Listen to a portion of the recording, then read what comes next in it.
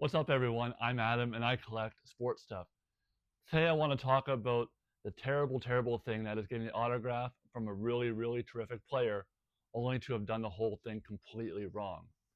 Now, when I was a child, I did not know much about autograph collecting. I did not know any of the, I don't know if you want to call them rules or maybe just kind of procedural things that you do and do not want to do when you are getting an autograph, especially from a star player. So as I've probably relayed in the past, I have spent time going down to the field level to get player autographs. This dates back to my childhood before anything about value or anything about status of collectibles really mattered to me. It was just a matter of getting something, having a souvenir, and being really stoked that I had this in my collection. When I was a little guy, I went one day to field level, and a young Roy Halladay was on the Blue Jays roster. Now, if you don't recall, he spent about 12 years of his 16-year career as a member of the Blue Jays before going to Philadelphia and solidifying his Hall of Fame career. Uh, of course, this is way before any of that, and honestly, at the time, I probably had no idea who this guy was. He had a uniform on, he was signing autographs at field level, and I probably thought, cool, here's another one, let's do it. The downside was, I would soon find out down the road, was that I went about the whole thing really, really incorrectly. Now, let me show you what I'm talking about. So, here's the Roy Halladay signature. So it's on a ball, which, always a good decision to have. But the problem is black Sharpie fades and looks terrible on a ball. So that's one situation. I was not aware as a child that having a black Sharpie signed on a baseball would lead to problems down the road. Discoloration, fading, and even just general sloppiness of how the signature looks after a period of time. As a rule of thumb, you usually want to have a blue ballpoint pen with you at all times, have a ball signed, as that's normally the way that they look good and stay, decent in appearance for the long haul. My other mistake was I got a bunch of other kind of lesser known players. Now that one signed on the ball here, all different directions. Some are upside down, and as you can tell, they're also quite faded over time. And as I'm sure you saw there as I was spinning the ball around, it was also a contest ball.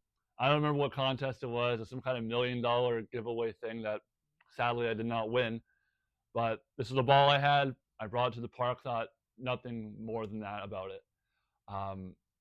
So unfortunately, as much as I love this autograph, it has a lot of strikes against it for me.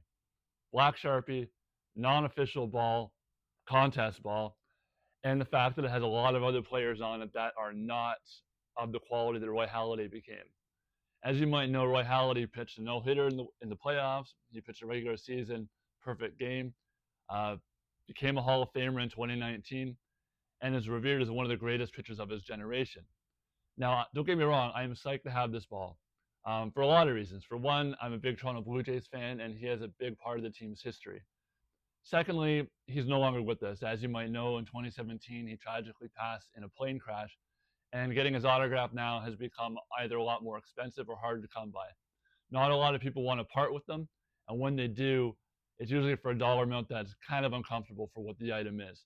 Don't get me wrong, he's a great player, but as you know, when a player or an athlete passes along or passes away, the value of their stuff can go up, which means it's harder to get it unless you're really dedicated to spending a lot of money. You're dedicated to do a lot of research to try and find the best deal you can. So I am psyched to have this Roy Halladay ball because, I got it myself as a kid. Great memory attached to it.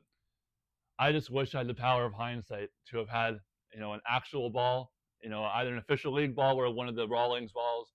I wish he would have been knowing to use a blue ballpoint, and I wish he would have just kept this ball aside from everybody else and just had Halladay on there.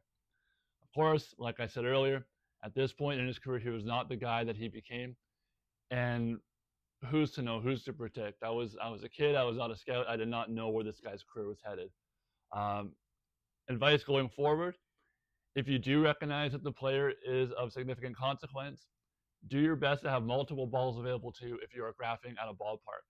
And if that player if you're lucky enough to get that player to sign your ball, tuck it away. Especially if you have a nice blue point, they put it on the sweet spot of the ball, which there you go, there's another thing. Not on the sweet spot. What's on the sweet spot on this ball? A whole lot of nothing.